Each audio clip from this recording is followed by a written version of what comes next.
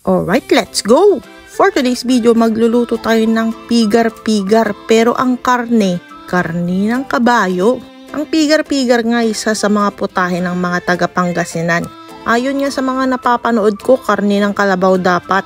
Pero susubukan natin itong karne ng kabayo. Alright. Big shoutout pala kay Attorney Ali at Attorney Raymar sa pagregalo sa akin nitong napakagandang pan.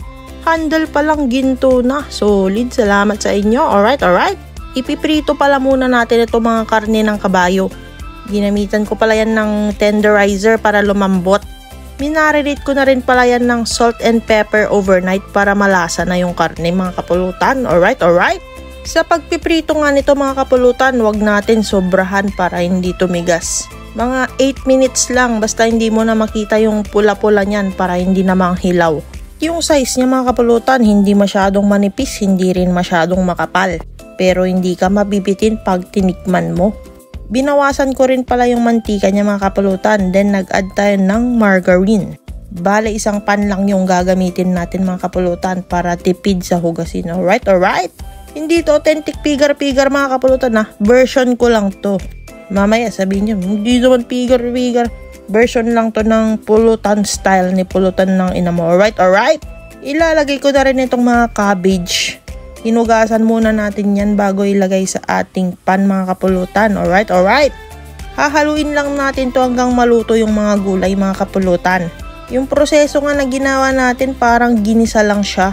Pero yung authentic pigar-pigar, walang margarine at priniprito talaga nila yung karne at yung cabbage. Pero yung version ko, tinitimplahan ko na mga kapulutan para hindi mo na kailangan ng toyo mansi at sili na sausawan. Diretso subo na.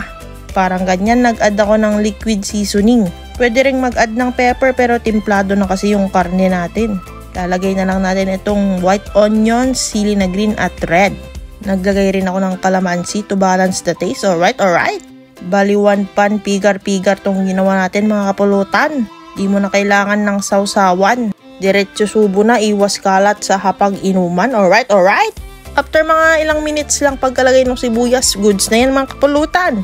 Ilalagay na natin sa ating mangkok. Abay siguradong pag ito yung hinarap mo sa inuman, mauubos agad.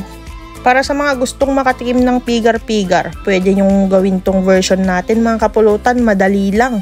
Di nyo na kailangan pumuntang Pangasinan. Hindi authentic pero sigurado akong mapapawaw ka sa sarap. Alright.